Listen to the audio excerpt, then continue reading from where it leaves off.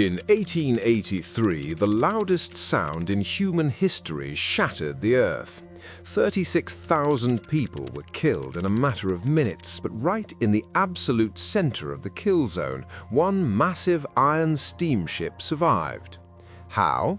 The captain deliberately locked 111 people inside a pitch-black steel box and drove straight into a 12-story tsunami. This wasn't a miracle, it was a brutal, calculated exploitation of fluid dynamics. Welcome to a journey into the mechanics of a catastrophe. Let's rewind exactly 18 hours before the volcano detonated. The ocean was boiling heavily off the port bow of the steamship Loudon. It didn't make a sound, but the water jumped in erratic, jagged peaks that ignored every tidal chart in the Dutch Empire. Where were the predictable tides of the colonial administration? Nowhere to be found. The Loudon was the 19th century equivalent of a regional commuter bus, an iron workhorse designed for delivering mail and bored bureaucrats. Now it was sailing into a spatial anomaly far worse than any storm. The surface temperature was rising fast.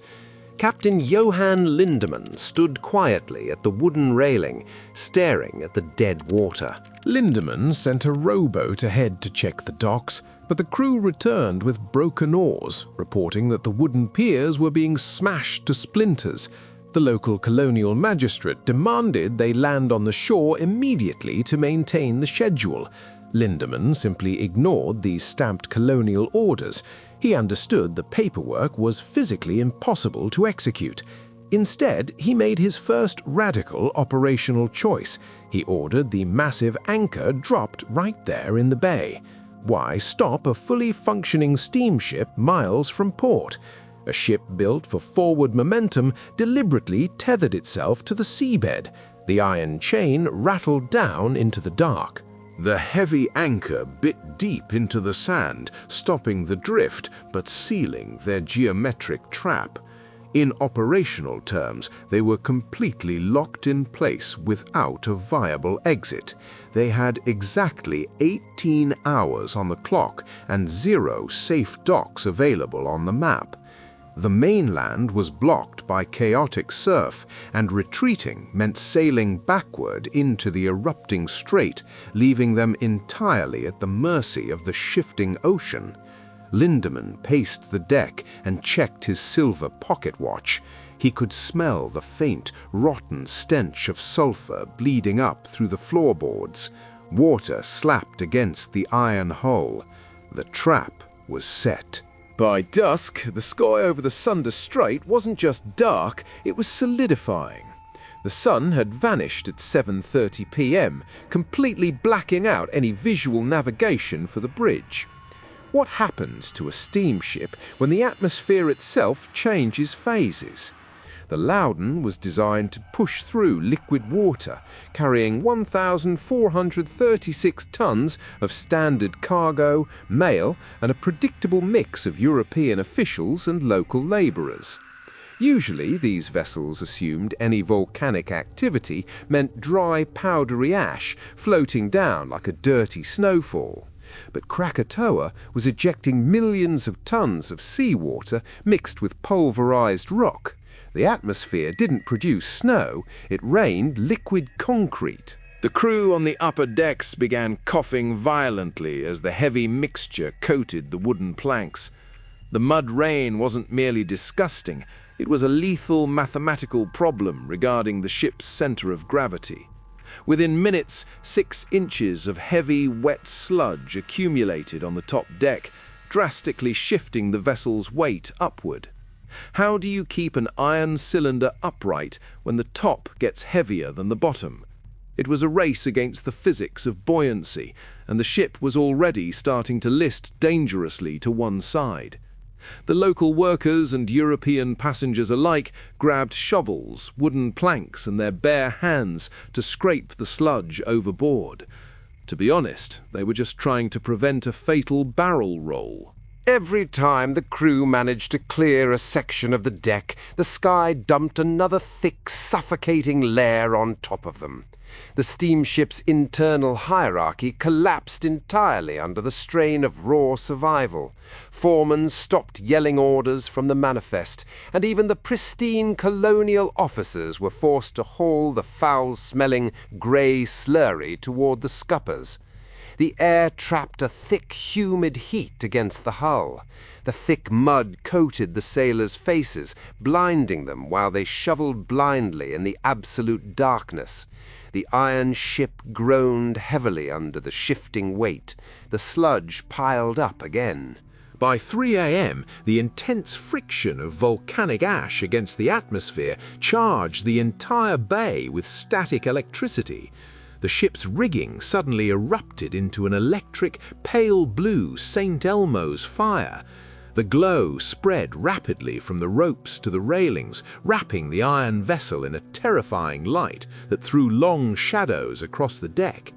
Where was the crew's discipline now? It was completely shattered. For a moment, the Loudon became a giant Tesla coil, a massive conduit for atmospheric power. Lightning struck the rod at the top of the mainmast 5-6 times in a row. The loud, sharp cracks echoed through the dense air. For Captain Lindemann, this was a straightforward problem of electrostatic buildup. The local Javanese crew, however, saw the situation quite differently. They believed these were ghostly spirits coming to collect their souls, a perfectly rational panic when the sky is literally on fire and the ocean smells like rotten eggs. Who could blame them for abandoning their posts? They fell to their knees, desperately trying to extinguish the glowing blue flames with their bare hands. In an industrial machine, this psychological break is a fatal vulnerability. A steam engine is essentially a living organism. It breathes steam and eats coal, requiring constant human labor to maintain its heartbeat. The stokers fled the sweltering deep-hull boiler rooms, terrified of the crackling electric charge. I mean, nobody wants to shovel coal in the belly of a haunted metal tube. With no stokers feeding the fires, the steam pressure plummeted rapidly. Without that pressure, the propellers stop turning, and a ship without propulsion is just dead iron waiting to capsize in the incoming swells. Lindemann had to abandon the bridge and physically march down into the sweltering heat of the engineering deck.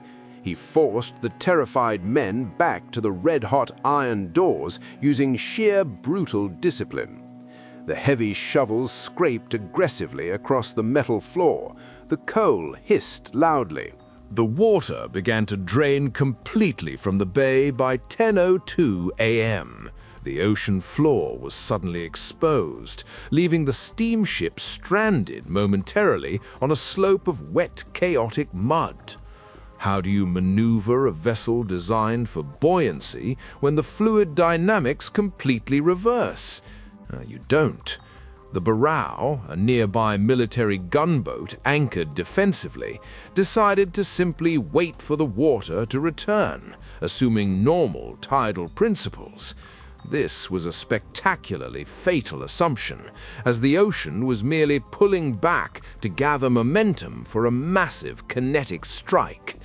It's essentially the universe's most brutal slingshot maneuver. Lindemann understood instantly that their heavy anchor had transitioned from a stabilizing mechanism into a tether to certain death. The water recedes rapidly, creating a vacuum of sheer terror before the 12-story wave materializes on the horizon.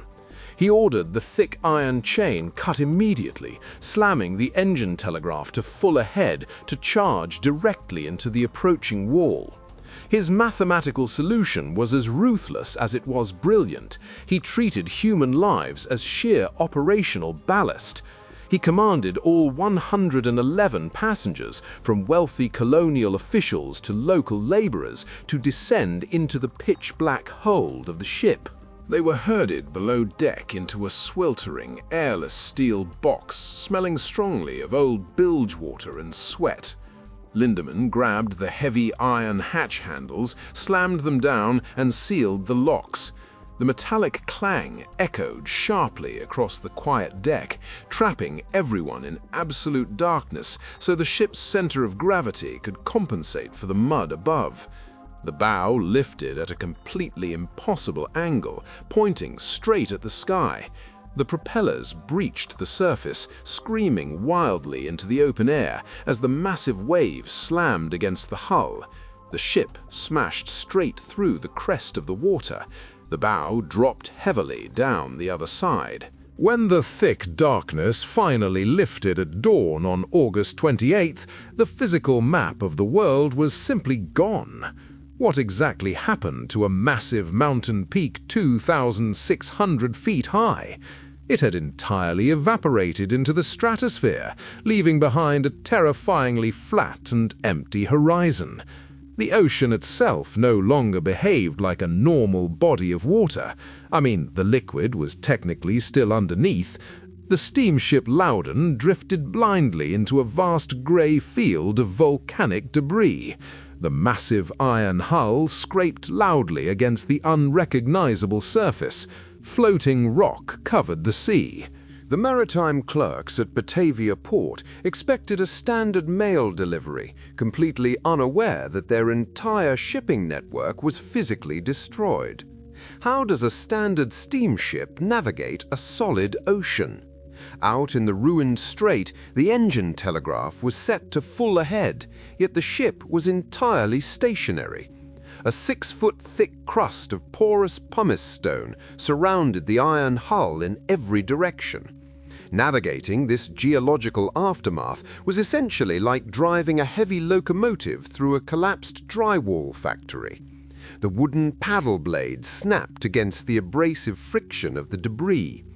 Heavy, wet ash choked the external intake valves. The exhausted stokers furiously shoved massive amounts of coal into the furnaces. The brass pressure gauges rattled violently. The vessel only moved because the metal propellers were violently chewing through the floating pumice, inch by agonizing inch. It was stripped to bare metal. The port authorities stared blankly when the ghost ship limped into the harbor, coated in sludge. All 111 passengers crawled out alive. Their body weight counteracted the mud, allowing Lindemann to balance the geometry against the kinetic force. In reality, the human operator broke. Captain Lindemann's heart permanently stopped from the stress exactly 2 years later. The battered anchor sits in a Jakarta museum today. Its heavy chain remains violently severed. Subscribe to History right here.